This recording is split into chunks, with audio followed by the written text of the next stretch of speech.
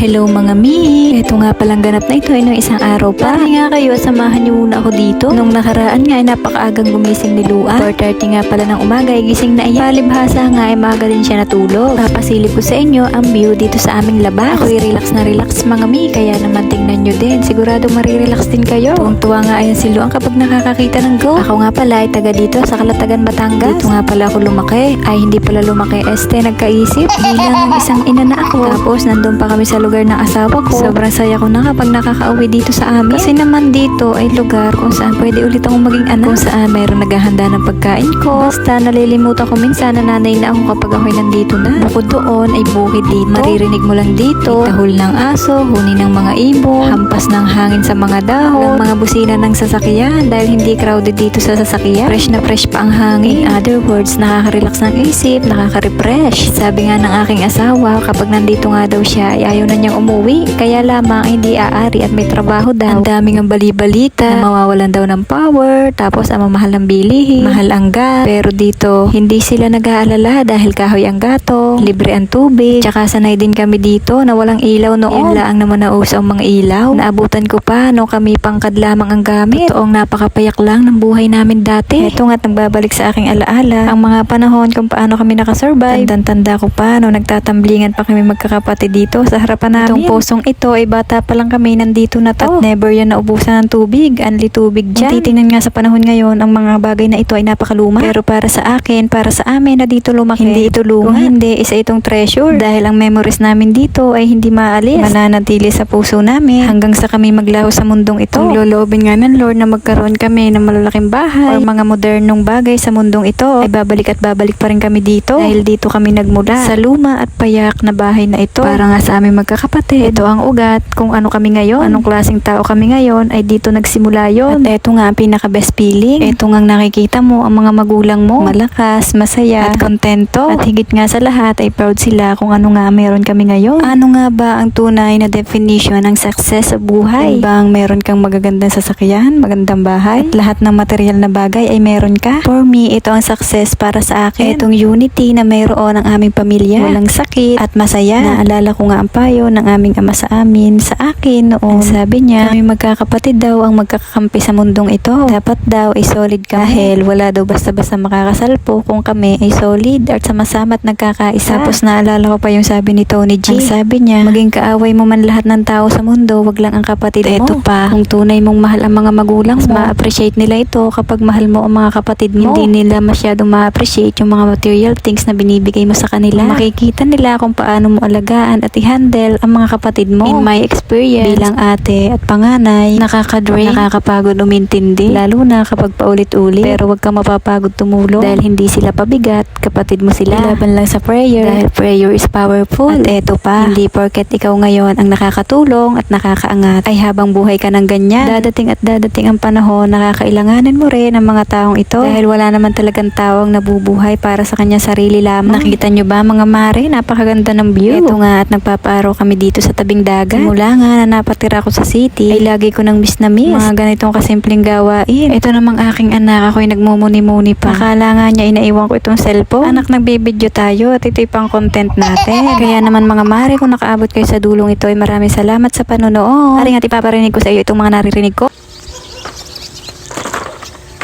Hanggang sa muli, always remember that God is good all the time and all the time God is good. Bye! God bless.